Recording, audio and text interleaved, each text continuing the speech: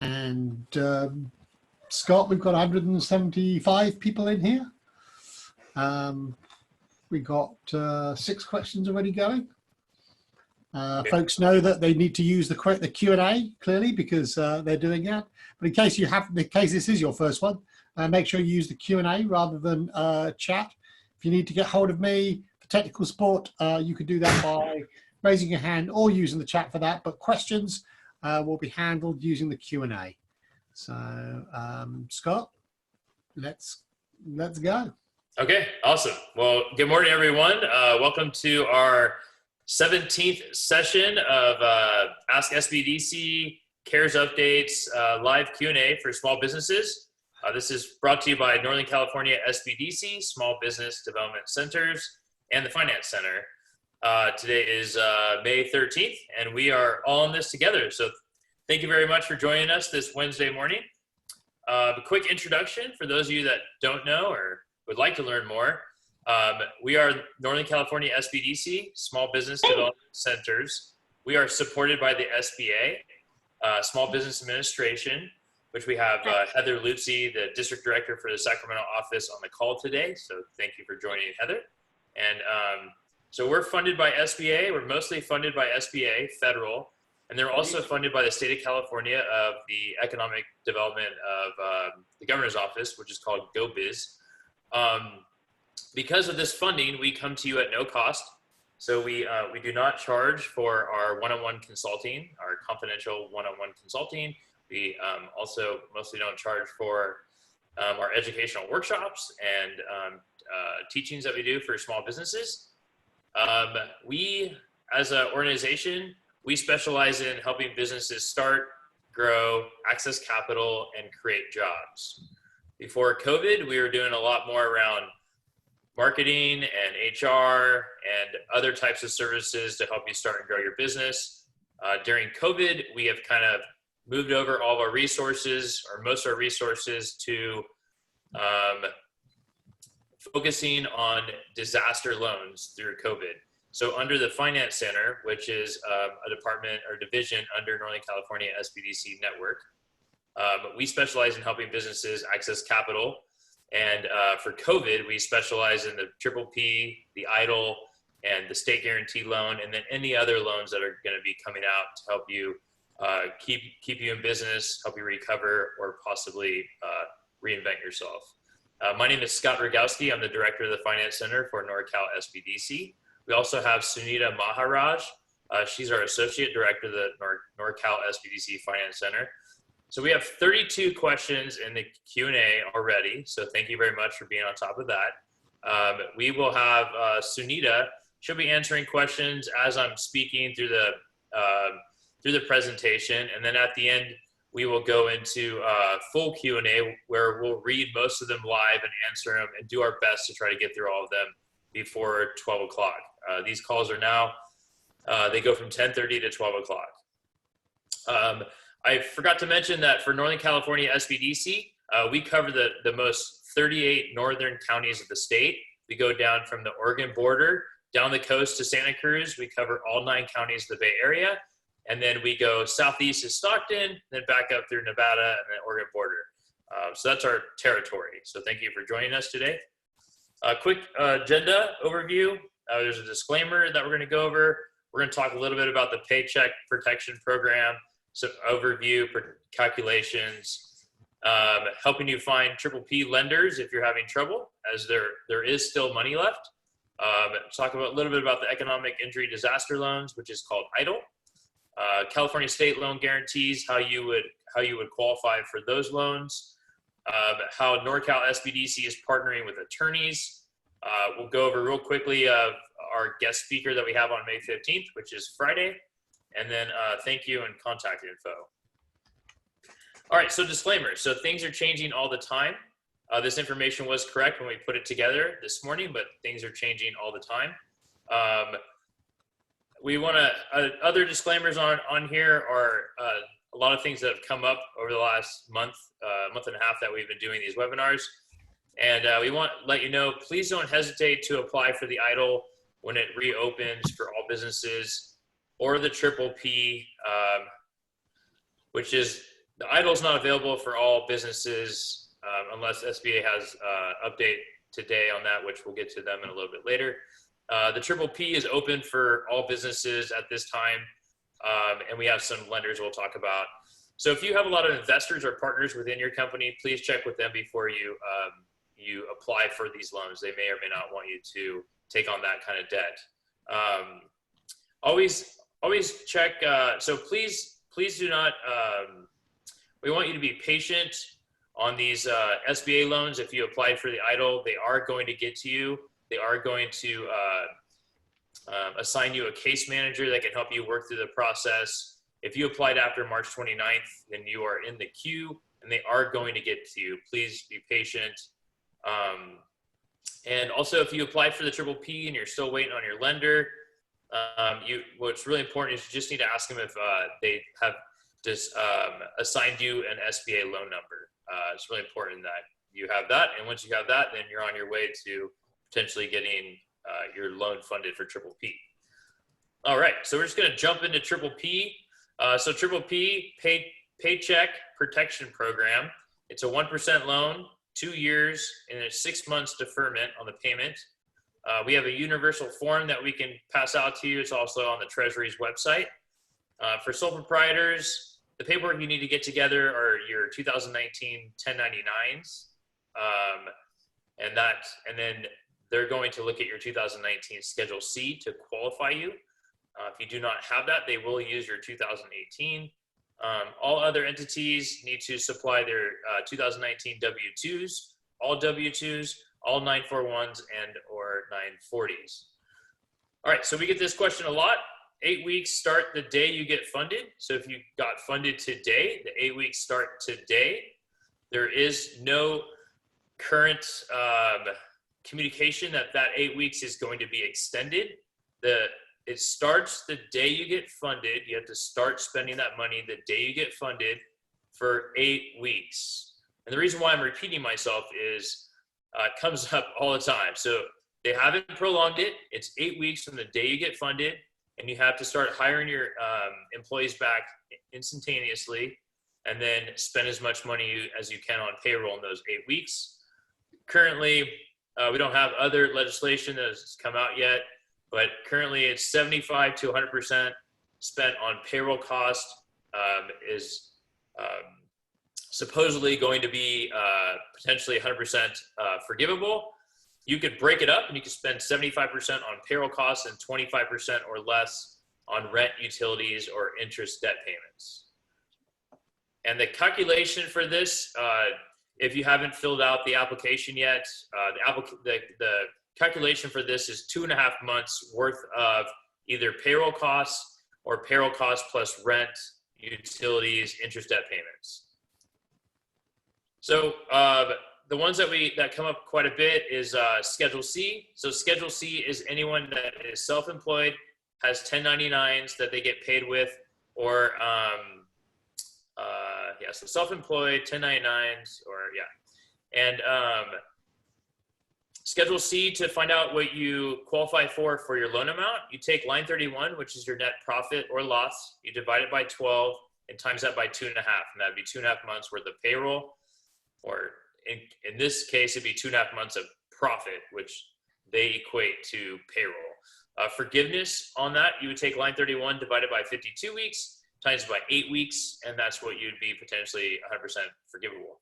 For Schedule K, for those of you that have a Schedule K, the loan amount, you take box 14. If you don't have a Schedule K, then you don't need to listen to this, but for Schedule K, it's box 14, similar equations to Schedule C on how to calculate that. All right, so we will help you find PPP lenders. If you want to go to sba.gov/paycheck protection find, you could type in your zip code and find lenders near you, whether it's big banks or little banks. If you want to talk to some of these other lenders, or you want to get more access to them, you can email us at loans@askspdc.com. Non-customer,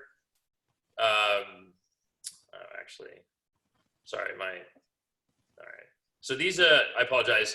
Lendustry is a nonprofit lender, and they will lend up to $2 million for non-customers. Gateway Bank, FSB, is a bank. They're not a nonprofit lender. They're FDIC insured. They're taking non-customers up to $2 million, and Pacific Enterprise Bank is also taking customers up to $2 million. Sorry, non-customers up to $2 million. So Gateway Bank, sorry, apologize.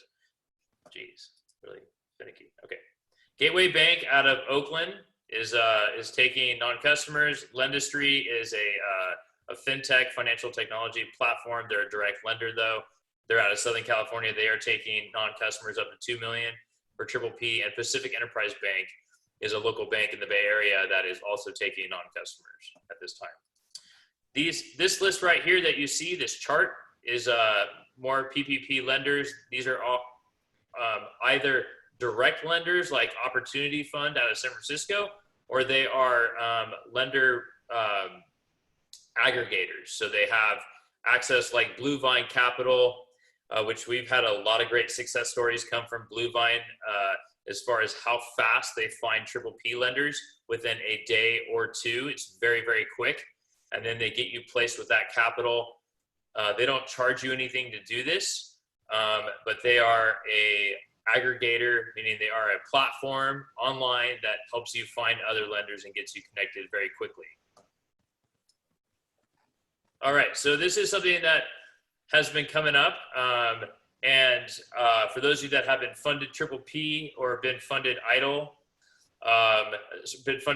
advance, this is a slide that doesn't explain a whole lot because there's so many different questions that would come up that we would probably be able to write a whole book about this. But and we're going to get to Q&A and answer questions on this. But so if you take PPP and you minus your EIDL advance, this is a quick example. If you were qualified for $50,000 on PPP, if you received $10,000 from the EIDL advance, the total forgivability of the PPP is the $50,000, the amount that you're approved, minus what you received for the advance. So for this example, you would be able to get a max forgivability from your PPP of $40,000. And I'm sure we're going to get into that a lot more with some Q&A. All right, so that was all the PPP updates and how you calculate and everything. Now we're going to move over to the EIDL, which is the Economic Injury Disaster Loan. This is the non-forgivable part of the EIDL. The EIDL advance is 100% forgivable. The EIDL loan is not. It is an actual loan. It is 30 years at 3.75%, so it's a great term loan. You do not have to make a payment until the first of the 12th month. So the first 11 months are payment deferred, which are really awesome. There's some additional forms that you may or may not have to fill out depending on how much you qualify for. And we have access to these forms at the Finance Center as well as your local SBDC center. And we can help you if needed, if it's even asked for. Okay, so SBA is going to talk. We have Heather Lutzy from the Sacramento District Office. We also have Noah Broad from the San Francisco District, SBA District Office. So after I get through this, we'll get to them and get an update.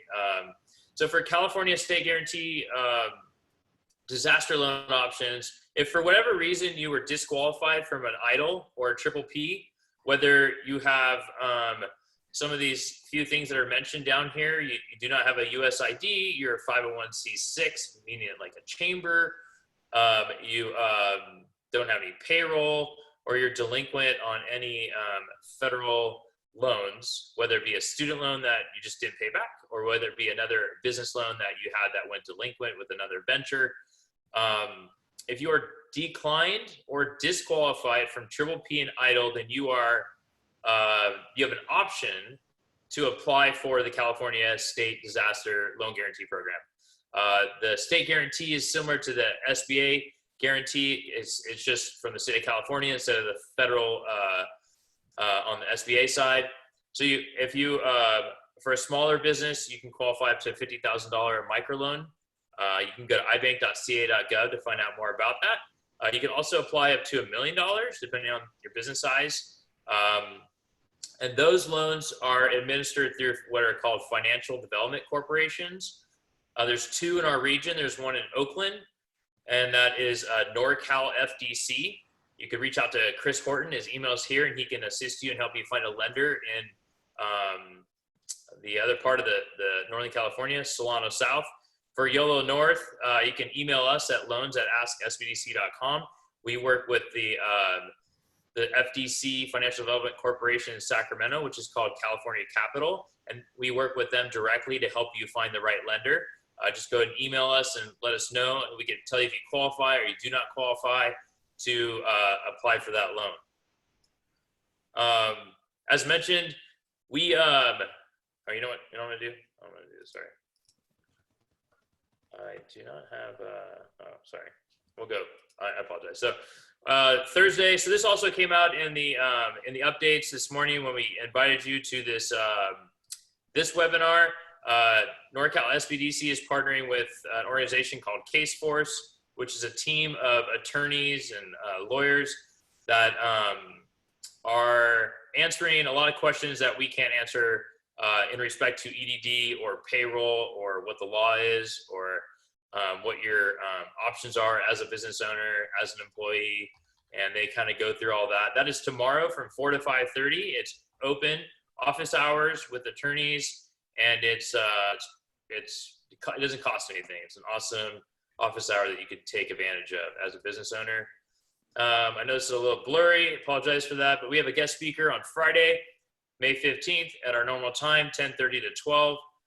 Shauna Anderson is our HR expert for the regional advisors for Northern California SBDC. She's has spoken, she spoke last Friday on the 8th, and she did such a great job. We brought her back. It's a very hot topic, the whole HR employee information on what you can do, what you can't do. Sorry. So that's Friday.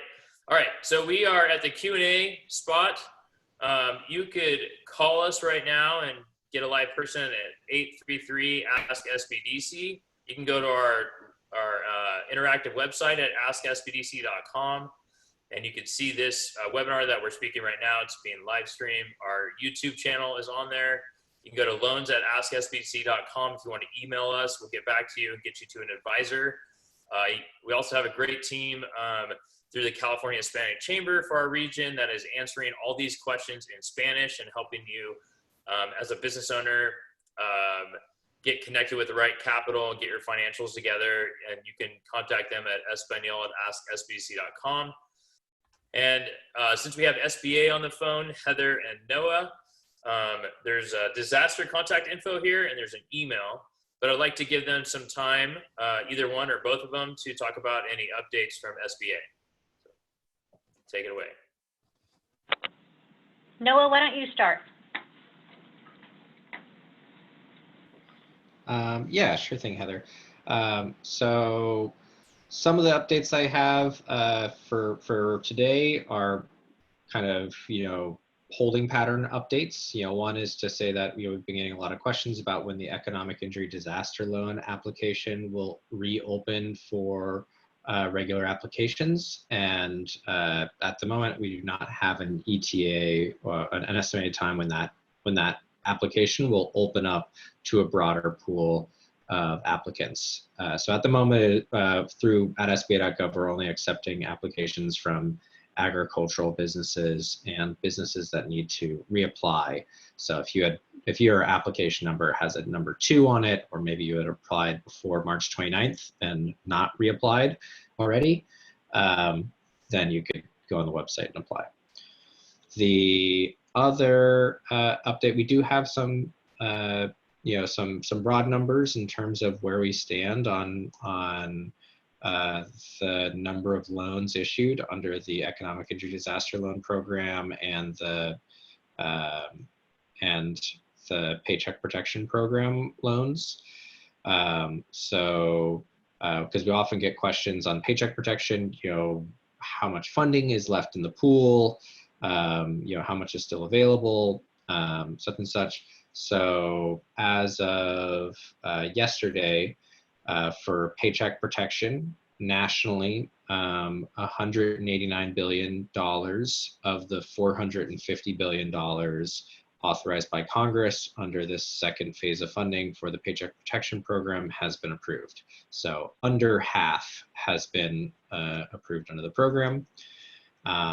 And for advances and economic injury disaster loans, I've noticed a significant number of additional of more loans going out and being approved and dispersed and issued under this program over this past week.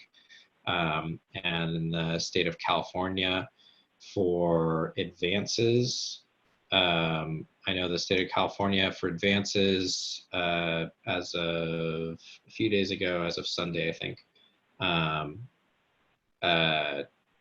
we had approved and dispersed about $1.5 billion in advances to about 450,000 businesses across the state of California. So that's just California alone.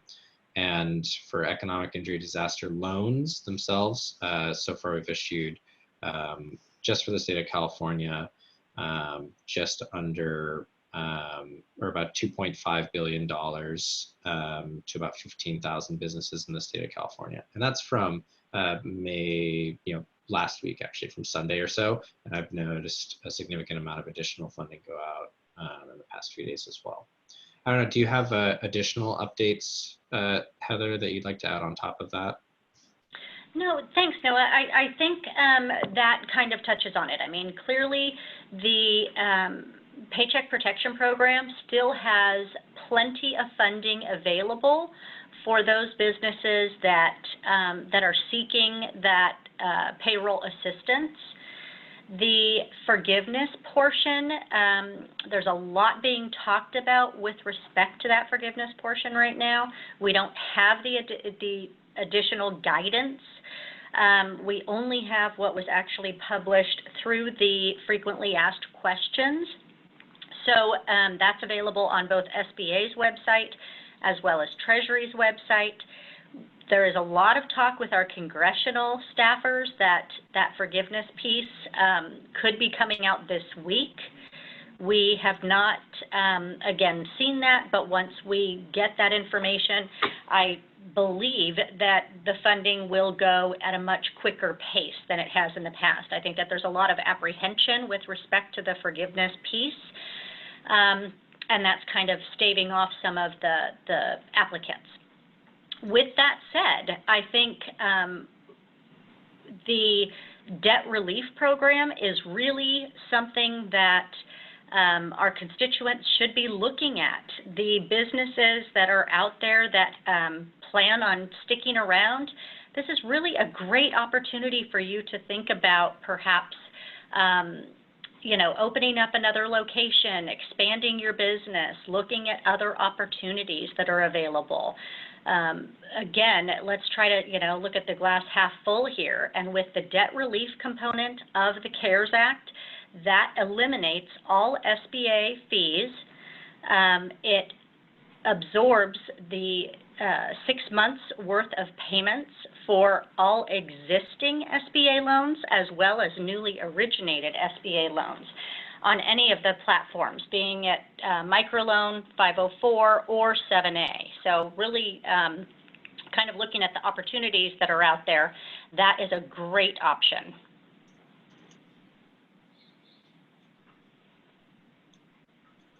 And that's all I have for an update.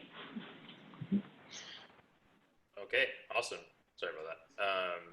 Thank you very much, Heather. Thank you very much, Noah. I appreciate the updates for SBA. So now we will go to our Q&A, and we will do our best to answer all of these. We have 70 in the queue, and we've already answered 29. So that's 100. We're going to be hopefully going through 100 right now. Let's see, we have an hour, so that's exciting. Okay, so and SBA is going to stay on and help us as much as they can to answer these questions. So what is the definition of an FTE employee if a business has all part-time employees? And I'm assuming that that hasn't come out yet, right, Heather and Noah, or do you know what is the designation for full-time employee? Through the CARES Act, it has not come out, but with SBA in general, the full-time explanation would typically be 32 hours or greater is considered an FTE or full-time employment.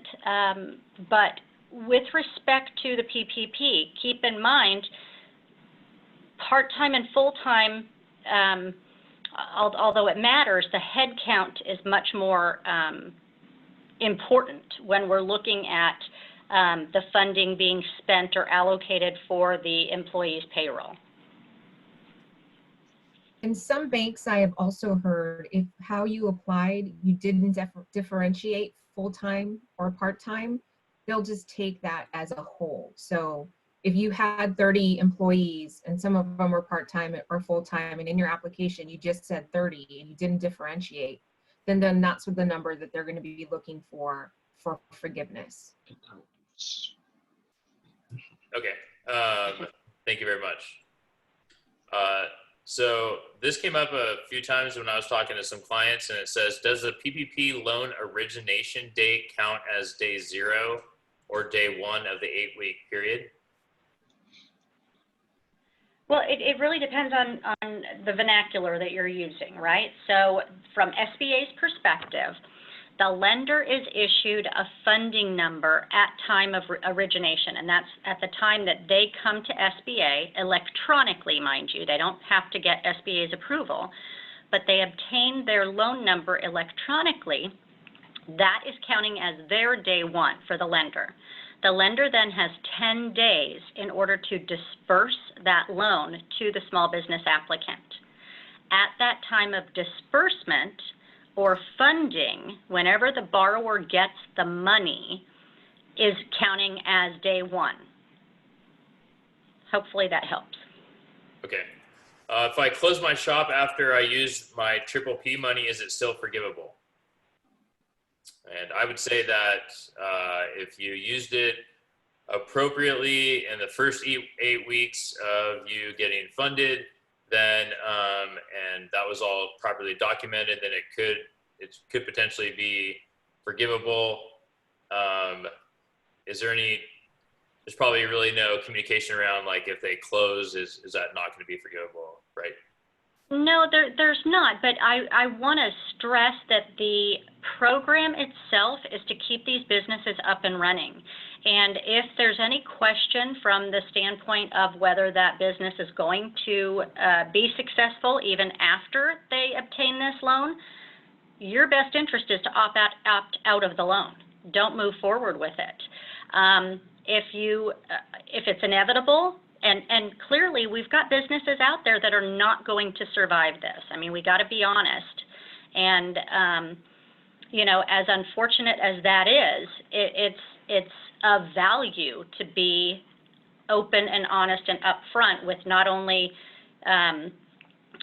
our businesses that we're servicing, but also with the employees of those businesses.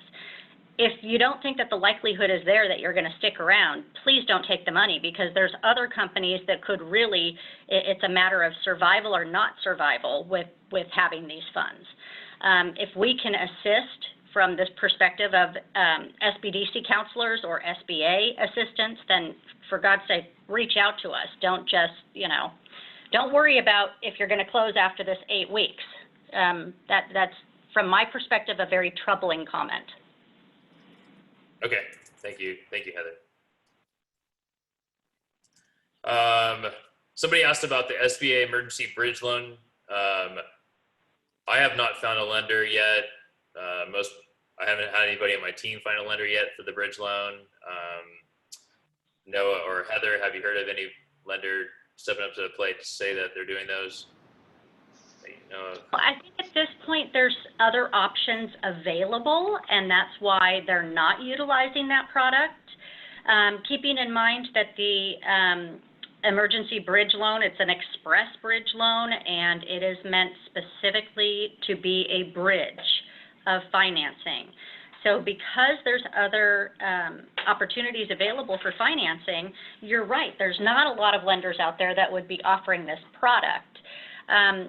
But with that said, the only lenders that are able to offer the product are express lenders. So they would already have an existing relationship with SBA on the express product. Okay, thank you. So this question is, what is the best way to record or submit proof of the loan being used for payroll? What we have been telling everybody as a best practice is to open a separate business checking account, take the PPP money that you get, put it in that checking account, and then use the historical data through your bank statements, and then also through the treasury management systems within the bank, so that they can help you track your spending. We haven't seen any templates or anything like that created yet, but I think that would be the best way for you to do it, is separate it from all your other financials, and then go from there. Let's see here. If I get a PPP and do not DocuSign immediately, how much time is there until I have to? Also, when does the interest start, even if I do not use the loan immediately? So SBA is saying that from the day that you're approved, Heather, you have 10 days to sign. Is that what it is? Well, yeah, I can comment on that, which is that the lender, there's an expectation that SBA has put on the lender that they disperse funds within 10 calendar days. But there's also guidance released from Treasury as well, informing the lenders that if they have not been able to successfully receive documentation from their borrowers, whether it's closing documents or been able to close out the loan within 20 days, that the loan should be canceled. So that's, the lender is expected to disperse funds within 10 days, but if owing to the borrower not signing documents, they're not able to do it within 20 days, the loan will be canceled. Okay, thank you. So my last day of the week, my last day of 8-week period falls on payday, and I will be writing manual checks. If the checks aren't cashed that same day, can I include them in the 8 weeks? And I don't know the answer to that one. I would probably say yes. If they're writing the check that day, then that means that's money out of their account. If it takes me as an employee a week or 2 or 3 to cash it, then that's really on me. So accounting wise, it's gone. Okay, I think so too. Thank you. For cash wise, yeah. I have a PPP loan. I'm a dentist. We may not reopen until July. If I do not ask for any forgiveness on the PPP, can I ask for and use the employee retention tax credit? Yes. Okay. Yeah. So that was an item that was clarified, that if you don't, or even if you already received a PPP loan and you return it before, I think now it's May 18th, May 14th.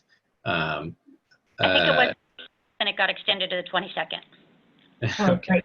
Okay, great. That's a continually moving deadline. Yep. Every day they add a few extra days to it. But yeah, even if you got a PPP and you return it before the 22nd now, I guess, you can then go and apply for that employee retention tax credit. But if you receive a PPP and you use it, you're not eligible for that tax credit. All right, thank you. It says, can I hire new employees with my PPP loan after I restore my FTE if I have money left over? Yes, I mean, we want people to be hiring. So if they're in a position to, absolutely. Now, if you're talking about the differential between the 75% and the 100% of the loan amount, if you use all of it for payroll, then that's fantastic. I mean, I think we're getting something lost here in translation. Yeah, I've worked with some business owners who the 75-25, sometimes that's interpreted as you must spend 75% of the loan on payroll, and you must spend 25% on those other categories. Those are actually floors and ceilings. So it is, you need to spend at least 75% of the Paycheck Protection Program funds on payroll costs.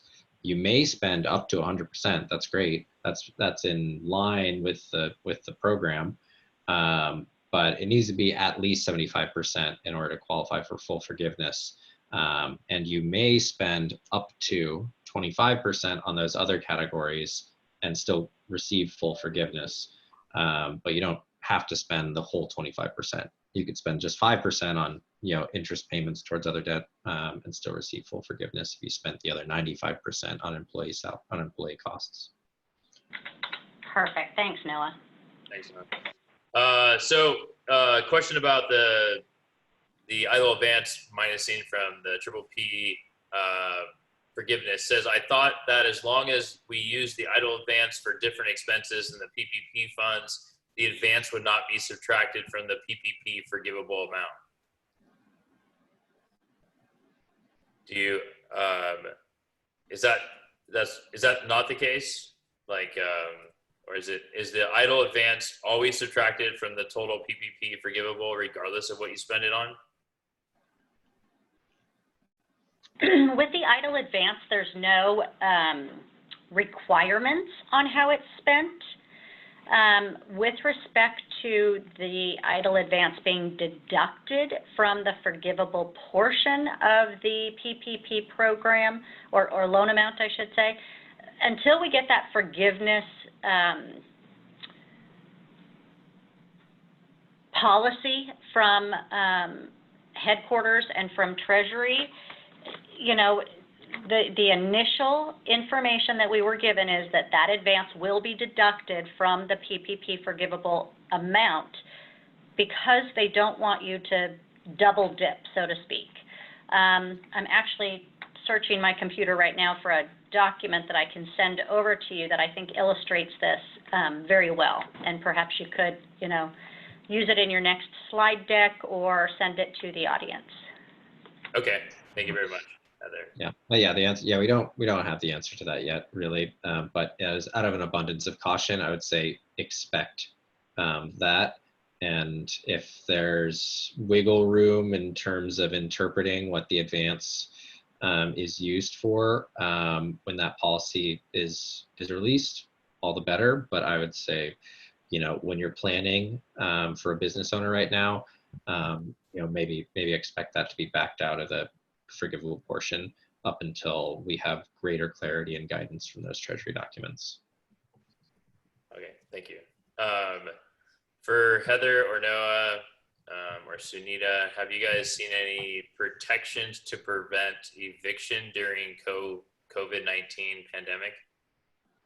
Have you seen any protections to prevent that or not yet? Not really from the federal side. That would be your state and local governments, and a great resource for that would be your chambers of commerce and your city and county economic development offices. I would reach out to them for assistance. There's definitely talk on the state level of putting moratoriums on evictions, but from the federal level, we have nothing to say with respect to that. Okay. Yeah, some cities. We have nothing to add. Sorry. I've seen moratoriums, from some cities or discussions. It really is at the moment, it depends on exactly where you live, what geography you live in, whether there is that policy by either the city or the county, and so it varies, and it's not from the federal side. All right, thank you very much. Alan, somebody's asking if we can get a link for this PowerPoint. So I'm assuming yes. I put it in there. I'll put it in again in a second. All right, cool. Thanks. All right, so how much can I increase pay on employees to encourage them to come back and still get forgiveness? Retirement is included. And we do bonuses directly or 401k contributions done through payroll. So if it's a normal practice for you to do 401k contributions, then that's okay. You can continue to do that. If it's a normal practice, a pattern that you had in 2019 where you gave bonuses, then yes, you can do that and it can be forgiven. But it has to be a normal practice of something that you were able to historically show.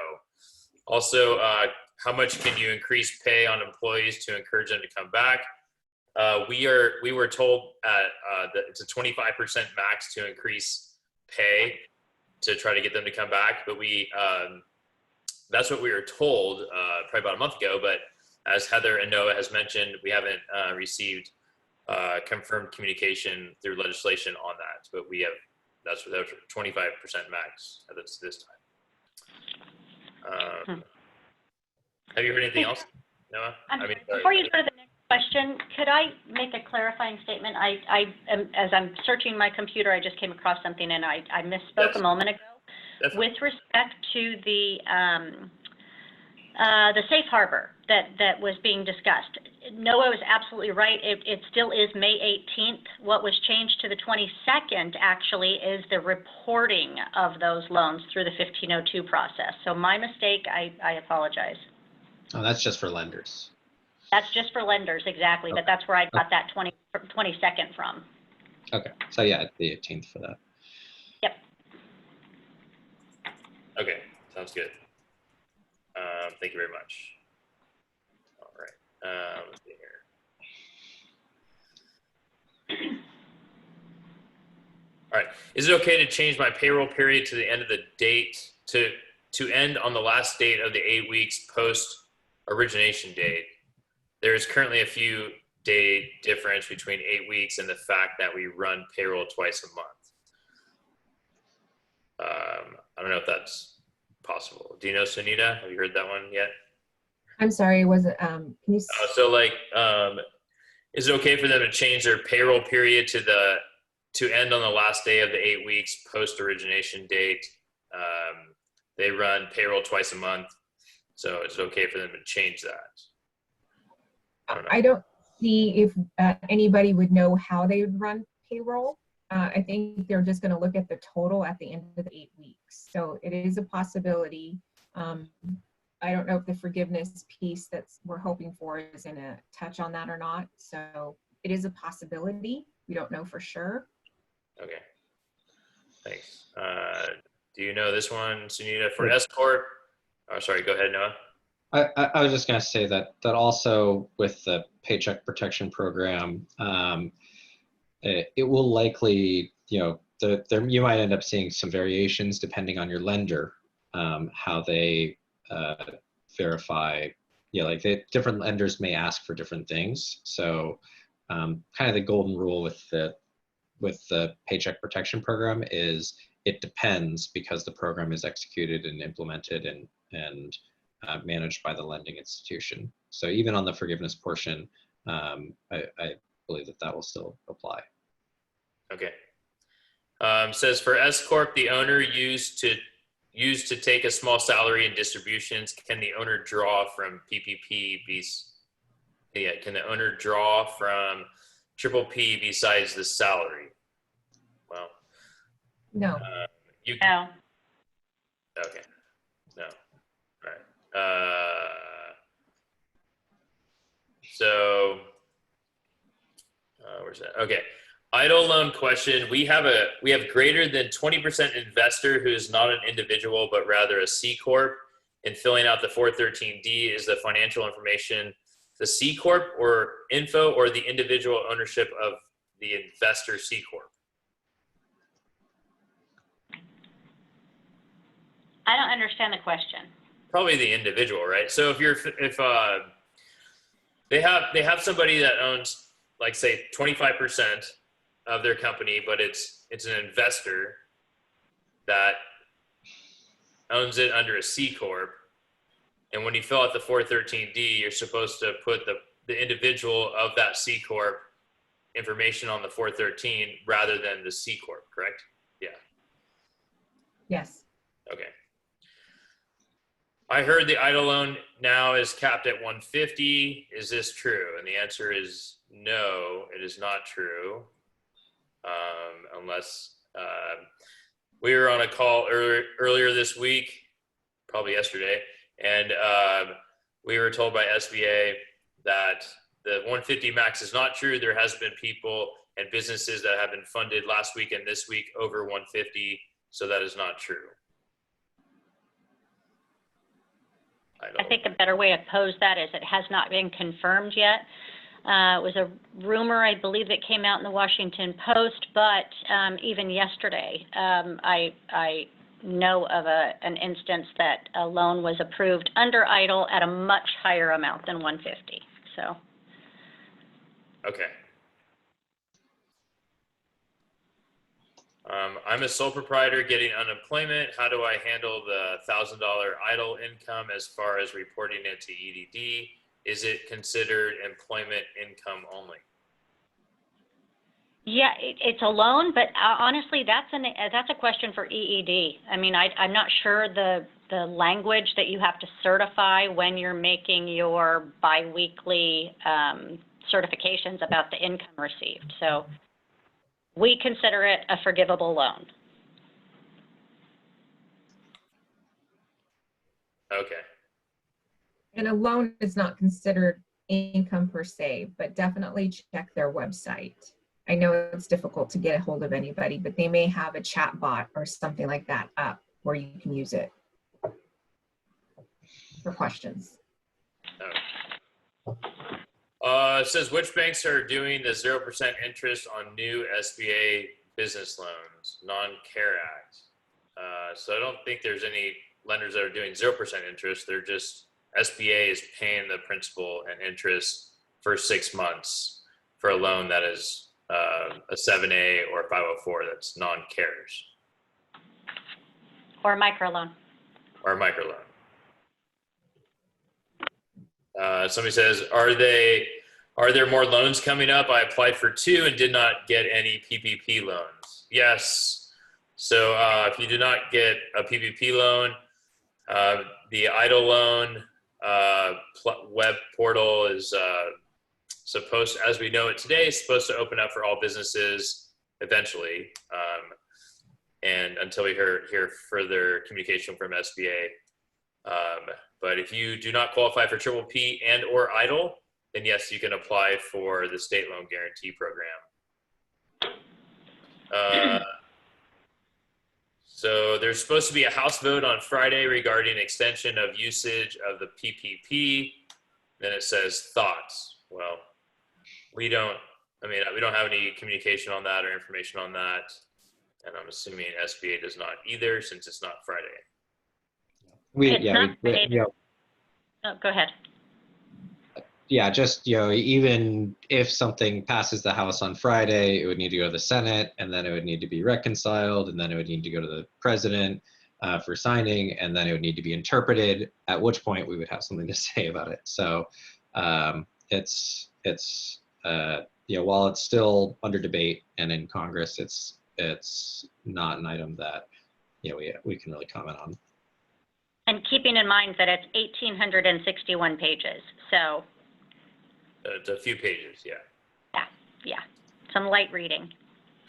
Hey, Scott, maybe you can answer, are there lenders that you're aware of out there that are still promoting commercial real estate transactions and working capital loans and other types of lending going on? We'd love to hear about those lenders. Okay. Yeah, so we find more and more every day. Summit State Bank is still doing commercial real estate, commercial construction, real estate development is really hot right now. Lots of lenders doing that. First Bank, so National First Bank, they are also doing startups and construction and working capital loans. They just funded a loan in our region for a pet scanning place at $2.3 million. That was an SBA 7A loan. So there are lenders out there. They're hard to find only because most lenders rerouted all their employee staff that were on the loan side to processing Ppp, which most people know. But Banner Bank is another one. They're more northern than the Bay Area, but they're also offering loans. They're doing a lot of loans now under $1 million. So there's quite a few. But yeah, we'll get a list out to you, Heather. Thank you. You're welcome. So it says, does the SBDC have access to startup funding options during this time? yes, we do. We're not a direct lender, but we have lenders, as just mentioned, that we know regionally, statewide, and nationally that are offering startup loans as we speak. So just reach out to us, email us at loans@asksbdc.com, and we can help you. For those of you that are experiencing some sort of expansion right now, or maybe sustainability and then expansion in the next month or two, we also have loans for you available that we can match you up with. That's what Heather was talking about for working capital, for growth capital. We can help you with that at no cost if you email us at loans@asksbdc.com. We can help you. Can PPP, can it be spent on payroll costs incurred in the weeks just prior to receiving funds? And the answer is no. Has to be payroll costs, rent, utilities, and interest debt payments that were 8 weeks from the day you get funded and 8 weeks in the future. It can't be used for previous expenses.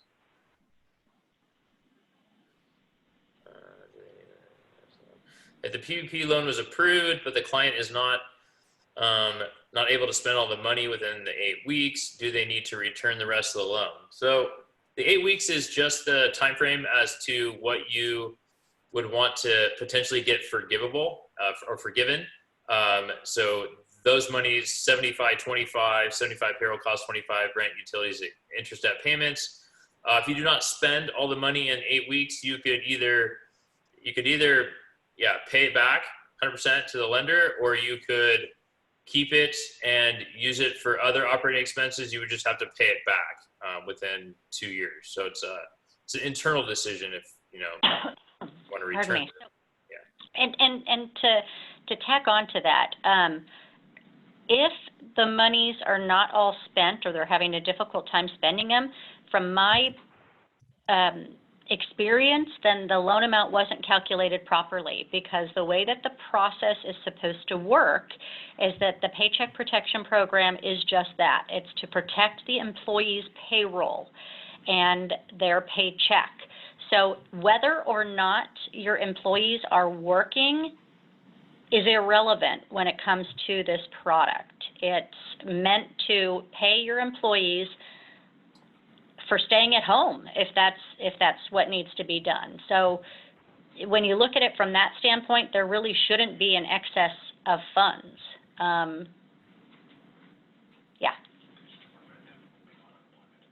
Yeah, exactly. It's to prevent them from being on unemployment, and that's the really the way to look at this. Yeah. Okay.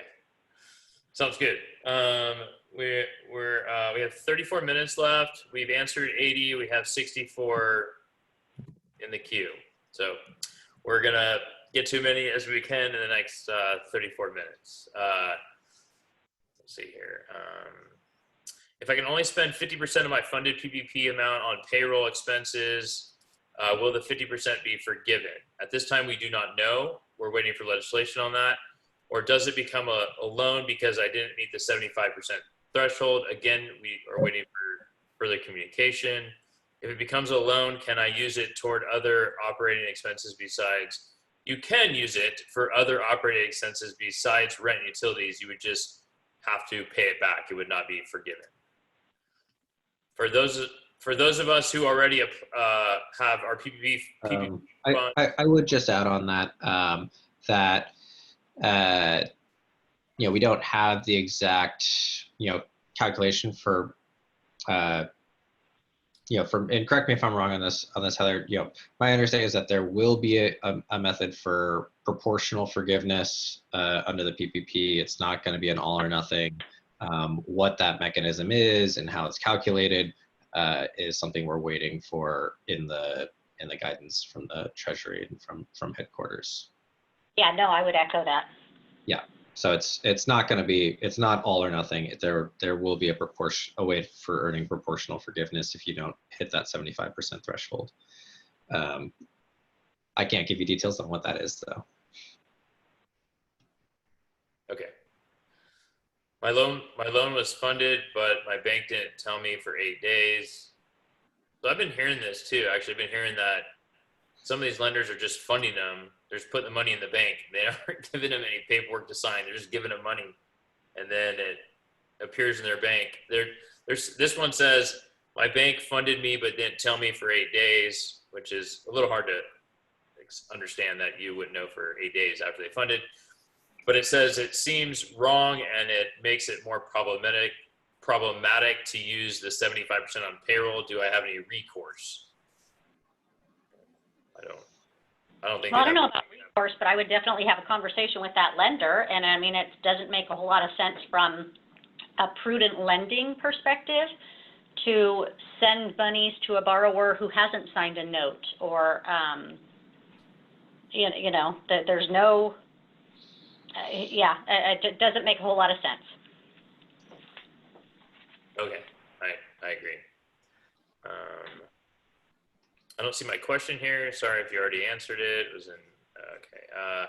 What if a Schedule C business spent all its income on product and inventory for the next 3 years? So line 31 is almost zero.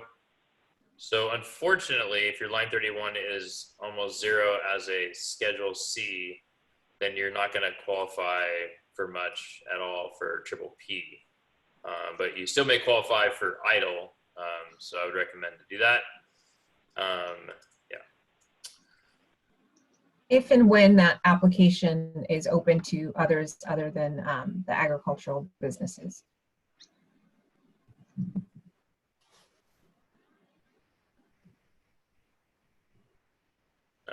It says, wait, did you just say we can pay our employees even if they aren't working at my business? So yes, you are supposed to. The way it's written is that Ppp money is used to take people off unemployment, bring it back to your work, regardless if you're open. You get to pay them to sit at home. If you want the money forgiven. If you don't care, then you don't necessarily have to pay them to sit at home. But that's only if you want it forgiven, and you're not open right now. Yes, you're supposed to pay them to sit at home, unfortunately. You can also use, you can also train them. So if you've been waiting a long time, the business has been too busy to train them on other aspects of the business, this is a great time to be able to do that. Say if you own a restaurant and you want them to know more about wines or different foods, then this is a great time to be able to have them learn more information. You can provide it to them, and then that's what you can pay them to do. You can pay them for 8 hours a day if that's regularly what they get paid for. But this is a good time for training your employees, because on a regular daily basis, it's always so busy, and that's a thing that falls to the wayside. So that might be a way for you to use that money as well. All right. Somebody asked, did I hear correct that EIDL portal will be open today for all businesses? And you did not hear correct. No, definitely not. It is open, but only for agricultural businesses.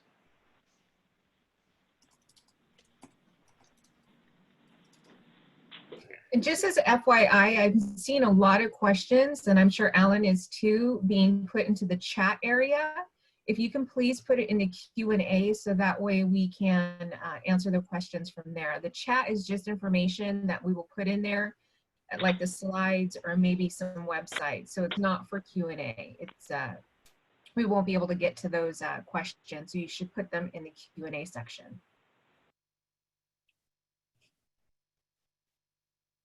As the S Corp business owner, an entity last year paid me with W-2 income. If corporation only hires me back, is there a minimum employee limit for Ppp? So there is not a minimum employee limit for Ppp. Let's see here. You mean the number of employees or the amount you pay that employee? Number, he said number. Okay, yeah. So there's two questions here regarding safe harbor for returning Ppp money. What does that mean? What is the deadline? Who needs to consider? What is that? Honestly, this was the safe harbor was created basically for those businesses who were publicly traded that really didn't need the funds. and for them to return those funds with no recourse. And for the most part, it's going to be irrelevant for our small business owners. Yeah. Basically, it is just allowing the business to return the funds with no interest accrual, no penalties, no IG audits on their books, that type of thing. So just keep that in mind. For the most part, it's really irrelevant. Yeah, the other item I'd say is that, and maybe this is just really, we'll clear it up a little, as there was, additional clarification provided on this item this morning by the Treasury, and so by the Treasury and SBA, and I'll just read directly from it. It says any borrower, together with its affiliates that receive PPP loans with a principal amount of less than $2 million will be deemed to have made the required certification concerning the necessity of the loan request in good faith. So if you are wondering, I don't know if I, do I need this loan? Do I not need this loan? Will SBA, question me over whether I check that box and we'll be putting, if you have concerns over that, and if you received under $2 million from the PPP loan, the answer from this morning is anybody who received under $2 million and checked the necessity box is automatically deemed to have made that certification in good faith. Okay. Thank you very much.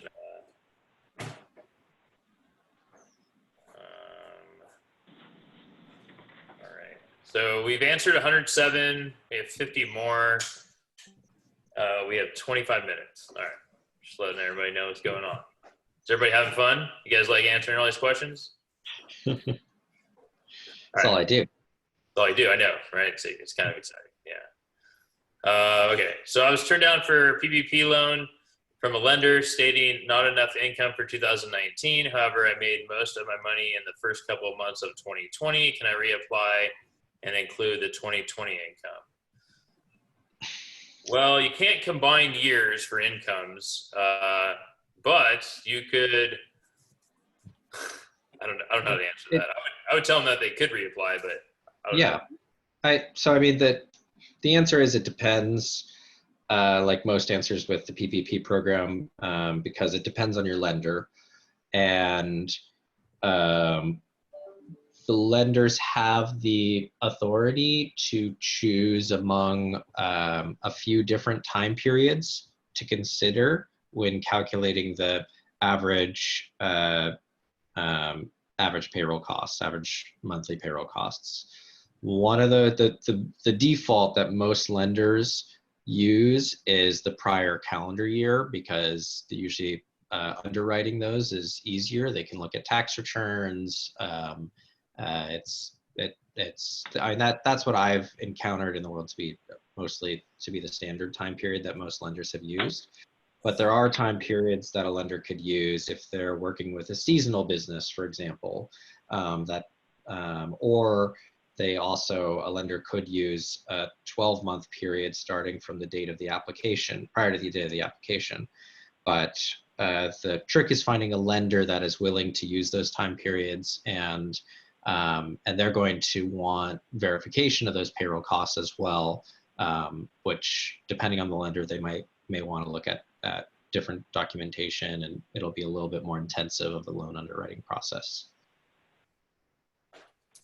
Okay, thank you. So there's a lot of different questions around Heather, around when people applied for EIDL and EIDL Advance. Is there any specifics around time frames that is like an average time frame, or is it just be patient and a case manager will reach out to you, or your EIDL Advance will be funded? Is there like if you applied on this date, it's normally taken 6 weeks, or is there not really any of that? Unfortunately, there's not a method or a timeline that is available for these transactions. We still are being told from our partners at the Office of Disaster Assistance that these loans are being processed in the order in which they were received. Now, that said, we have seen, many cases where a borrower who had applied after a friend of theirs had applied got funding first. So those things do occur, but what we are being told, again, from disaster assistance is that it could be that the business is lacking some information. Perhaps there's questions on bank account information or on, cost of goods sold or gross profit, whatever the case is. It could be that there's questions. Now, I will say, with the magnitude of applications that the agency currently has, we're completely overwhelmed. I mean, I can't imagine that that's a secret to anybody. With the numbers that Noah gave out earlier, I mean, we're falling short in this area, and we're doing the best that we can as an agency. We've added to staff. We are still trying to add to staff, but because of the volume that hit, within a couple of weeks, we got millions of applications, and it's going to be a while. I mean, I don't want to sugarcoat anything. I want people to have a realistic expectation here, and quite frankly, I think from a business owner's perspective, if you're really on the verge right now, if you're awaiting this funding for survival, please look elsewhere. I'm not saying that you're not going to obtain this loan, but have a plan B, have a plan C. Look to other sources for those funds, because quite honestly, we just don't have the manpower to get through this. We are looking to other federal agencies. We've actually brought on over 500 of our FEMA partners. They've been deployed to SBA for assistance in this specific area. And again, we're still falling short. So I'm hesitant to say have patience, because I get it. I totally, completely get it. But have a backup plan. Look at something else. Look at other lenders that are out there that are offering working capital loans, or that are offering other types of financing. And folks on the phone, this is really where your SBDC could do you a world of good, is just to reach out to them and make these connections with other lenders. Don't hang your hat on the economic injury disaster loan. It's I hate to be a naysayer, but that's really not my intent. But at the same time, because of the volume, I mean, with the Paycheck Protection Program, it's had enormous success. But that success is due in part to our lending partners who are deploying the program. They've got the boots on the ground. They've got enough staff to be able to accommodate those requests. SBA is one of the smallest federal agencies out there. And although we're adding to staff, we can't do it fast enough. I mean, we just can't. So being a realist and being honest with you, I think, is very, very important. And again, I want to set the proper expectation. So, the portal is not open to all businesses. And quite honestly, even if it was, we would even be further and further behind. So the fact that it's opened up for ag businesses, great, but those aren't getting preferential treatment. So anyway, I want to be honest. Thank you, Heather. Thank you very much. It's much appreciated. Please explain why, if the EIDL advance is forgiven, borrowers have to pay it back under Ppp when the forgiveness reduction will result in a loan. Sounds like a bait and switch. Well, it may sound like that to you. That's not the intention. And as SBA has mentioned, we were told one thing, but legislation is being written and it may get enhanced or updated. So we don't really know if it's exactly the way you phrase it here, but at this moment, we just need to be patient and wait. I would also add to that is If you only apply to just one program, it is exactly as it's structured. So if you only apply to just one program and you get $10,000 advance, you do not have to pay back a $10,000 advance. If you apply to 10 programs that are all federally funded for the same purpose, you shouldn't receive funds under all 10 programs for that same purpose. And there's existing law that requires that recipients of federal benefits not end up in that situation. So that's the same reason why that's related. That may be related, but it's, yeah. So you see this in other areas as well. You know, like with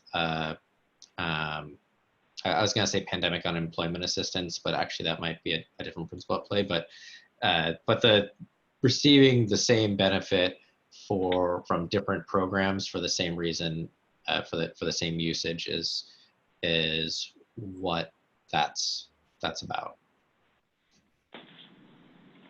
Thank you, Noah. Thanks, Noah. Hey, all right, let's see. PPP forgiveness. Do we have to hire back our old staff? What if there are other employees that we would not like to hire back and do not want to offer a position to? Can we replace them? Yeah, there's no name or anything associated with the employee that's reported. It's basically just the information on headcount. If your headcount is the same or more, that's great. That's what it's looking for. I'd say that's a great ad to come along on Friday and hear from Chana Anderson, who's an HR specialist who covered that to a certain extent last week and covered some of the nuances you might want to follow around that to protect yourself and your business. Absolutely, Alan. That's a great segue to Friday's event. Shauna was fabulous last time, so definitely worth listening to. All right, I have two different businesses as a sole proprietor. Both are now COVID closed. I have applied for PPP for one and received less than 1,000. I was just approved for unemployment. Can I still use the Ppp? So they have two different businesses, both sole proprietor. Applied for one and received less than 1,000, and applied for unemployment. Can I still use a PPP? I guess, and unemployment at the same time. Okay, so the answer is no, because the premise of the Paycheck Protection Program is just that. It's to protect the paycheck. If you're getting unemployment, you can't get duplicative proceeds for the same line item. So what could end up happening in that instance is that the unemployment department could ask for those funds back, or your Paycheck Protection Program may be deemed ineligible if you're collecting unemployment during that time frame. So just keep in mind, no double dipping. You can pause your EDD when you're filling out your documents online. If you go online, you can see exactly which documents that need to be reviewed. I just checked yesterday and it asks you if you made any money that week. And if you did, then you need to put down that you were made money, and you most likely will not get paid for that week. So it just pauses it. It doesn't Cancel it. Yeah. Yeah, cancel it. Thank you, Heather. It doesn't cancel it. It just pauses it for the weeks that you're getting other monies. Yeah, and that's a great point, Sunita, because you could pause it during that 8-week time frame and then come back and resume if necessary. So that's a great comment, Sunita. Thank you. Thank you, Heather. All right, so I don't have revenue and I'm the only employee. I never got the chance to start. When I was going to open, we got shut down. Is there any resources for small businesses like mine? Lost 80% of my product due to short shelf life, coffee and smoothie. Well, if you did not start before February, is it February 15th or February 28th for PPP? February 15th, I believe. February 15th. So if you did not start before February 15th, like if you didn't open your place before February 15th for this example, then you do not qualify for Ppp. If you did not start before January 31st, then you do not qualify for EIDL. But if you want to start now, we could help you. But that's a tough one. Would those disqualifications make a iBank capable? It would actually. It could, but it'd be interesting. She'd have to be a startup. She'd be a startup though. I would think that you should definitely give us a call or sign up as a client so that we can get an advisor to help you one-on-one. Because this question, even though it seems easy, there's so many different avenues that we could possibly go that you would need one-on-one advising. All right. So we answered 138. There's still 35. We have 11 minutes. I think we're doing pretty good. If we do not get to your question, we have brand new staff at Northern California SBDC that are running our call center. They're answering the phones. They're also going to be taking your question that we have here from you that we did not get to, and they will assign you to an advisor. We'll get you signed up as a client at no cost. Doesn't take too long, about 5 minutes or so. And then we'll get you assigned to one of our advisors, and we'll start helping you immediately to kind of get through these questions, help you apply for more loans if you haven't done that, or help you get extra money. All right, so let's see here. PPP forgiveness, employee forgiveness. So if we can simply replace them as just stated and not contact them, since we don't want them back, can they just stay on CARES UI? Yeah, technically they could just, if you don't hire them back, they could stay on unemployment for sure. I mean, that's kind of up to them, I guess. All right. Can we set that aside and deplete the loan funds instead? I'm just gonna tell them to email us because I don't know what that means. I received my PUA benefits at the same time with my PPP funding. Can you use both since I have two separate businesses? So I think that answer was no, right, Heather? They can't use both PUA and Ppp money. Even if they not for the same purposes. When you're talking about an additional business, that depends. Which business got the PPP? Which business is getting the unemployment? Yeah, that's true. So for that person that asked that question, if you had two separate businesses and two separate funds, then yeah, you might be able to do that. Might work out for you. So we got some like really long questions here that we'll see if we can get through them real quick. Are there restriction or guidelines on the timing of payroll for the forgiveness of the Ppp loan? Yes, it's 8 weeks from the time you get funded. For example, one lump sum per employee within that 8-week period versus 2 monthly deposits or even partial advances are employees for the life of the business. All right, so it has to be within that 8 weeks. If you don't normally pay them as one lump sum, then you can't, as it's written right now, we don't have legislation, as we mentioned several times, but as it's written right now, if you don't normally pay them as a one lump sum in an 8-week period, then it's not a normal practice, so it may not be fully forgiven. So you'd have to be careful. What happens if a business only uses 75% of their PPP funds on payroll, like 60% or 70%? So we don't have legislation on that if you use under 75% at this time.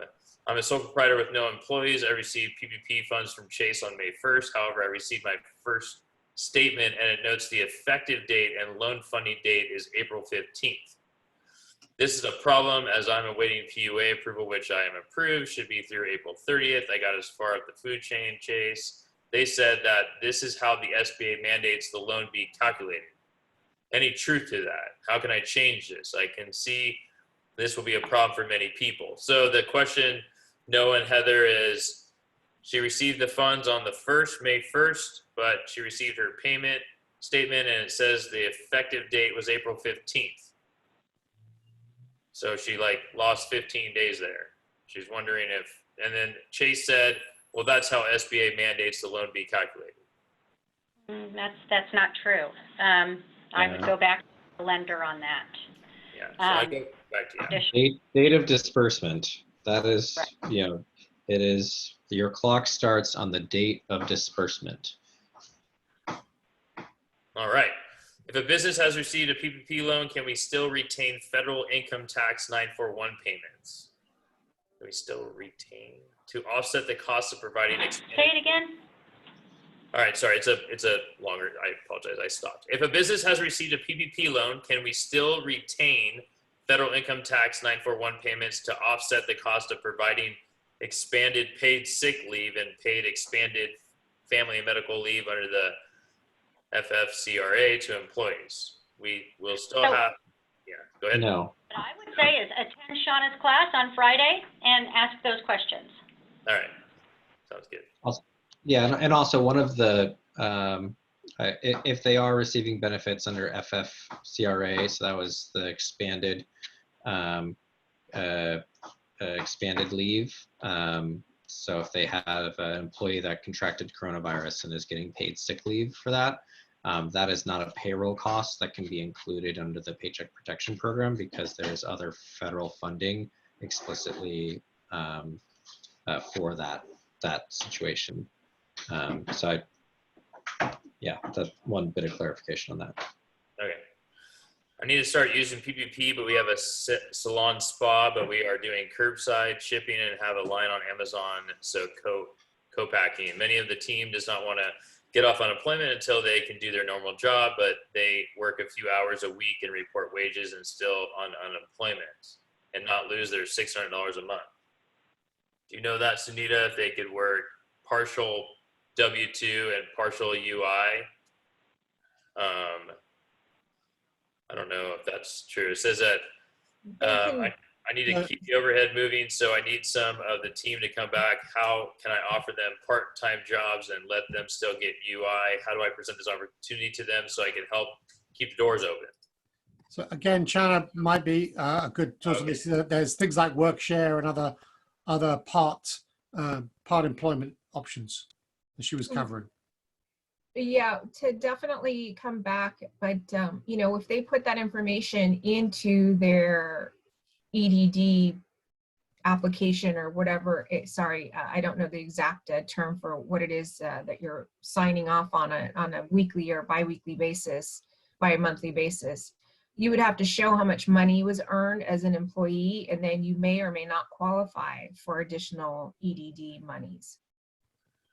And it should be, you know, it should kind of remain the same as what you paid them last year. So what's the average that you paid them last year? The whole premise of the PPP is to take people off of unemployment. So that is really the premise. So we have to always remember PPP is to take everyone completely off of unemployment. Okay, thank you, Sunita. You're welcome, thank you. All right, so we answered 153. We have 25 open. As I mentioned, if we do not get to you on this call in the next 4 minutes, we will have somebody reach out to you and email you today. We've been learning how best to get access to your questions, and we've been learning. This is our 17th session, so we're getting better at getting to you. So, got my PPP money yesterday, about 7,700. I know 25% can go to rent, mortgage, utilities, rest to payroll. I know this has continually been bashed about. I'm a sole proprietor. I actually work for my short-term rentals. It is my business for 20 years, my job, my only income plus. How do I claim myself as payroll for forgiveness? If you're a sole proprietor, to pay yourself for forgiveness, you just need to document it properly. You have a Schedule C. This only makes a dent in my obligations, but hey, okay, yeah. All right, so Schedule C, sole proprietor, track your payroll. You just gotta make sure you do that properly. I recommend to open a separate PPP account with your bank. However you track it is up to you, but The better you track it, the better possible chances of you getting 100% forgiven. Let's see here. We just received our PPP loan, but we will not be opening until June at the earliest. Our furloughed employees now earn more in unemployment than we pay them. Can we wait till June to recall them? We will still get loan forgiveness on the payroll we make beginning in June. So yeah, if you got funded today or yesterday and you want to wait till June to start paying people, you can do that. It's up to you, but you already lost 15 days in the 8 weeks of forgivability. So just maximum forgivability happens only once you start spending right away. So if you wait 15 days, 20 days, it just prohibits the full chance of you getting 100% forgivable, potentially. My partner and I gave ourselves raises. Say on that one, Scott. Yeah. Additionally, you might have mentioned this earlier in the presentation. I don't remember, but there was a FAQ on the Treasury, as part of the FAQ on the Treasury documents released. Clarification about what the rules that eventually will be released will contain has some provisions about how how employees that don't want to return back to work will be treated under the forgiveness portion. And so basically in that rule that will be released by Treasury, so it says SBA and Treasury intend to issue an interim rule excluding laid off employees whom the borrower offered to rehire for the same salary, wages, and same number of hours from the CARES Act loan forgiveness reduction calculation. So, also, if you're in the other situation where maybe an employee doesn't want to return back to work, and you're worried how that will impact your forgiveness when you go to apply for that, so long as you offer that, if you offer to rehire that employee and they reject it, you need to document that, but you'll be, and then that employee will be excluded from the calculations when you go to apply for forgiveness. Awesome, thank you. No. All right. So again, if we did not get to your question, please, you can email us or you can call us. Actually, might be better to call. The emails they're a little bit lagged. We'll get back to you today, but maybe not for a couple hours. So I'd recommend to call us right now. If it goes to voicemail, don't worry. We have a great team on the call center team that will take the voicemail, send it directly to an advisor, and then we'll get back to you or email you and work with you. Our goal is same day, some sort of connection same day, whether it be a phone call, an email, or an answer to your question. And we would like to say thank you very much for joining our call today. We have one more this week. We have one Friday at 10:30, same time, same program. We just have the guest speaker, Shauna Anderson, and she's going to go over a lot of EDD, HR, payroll, stay at home, how to bring it back, how not to bring it back, all that great stuff, all those questions that we weren't able to answer. Special thanks to Sunita Maharaj, Associate Director at Finance Center, to help answer the questions. Also, special thanks to Heather Lucy from SBA, and also Noah Broad from SBA. So, and then thank you, Alan, for helping us out. And everybody have a great day. Thank you. Thanks, you guys. Thank you. Thank you. Stopping the recording.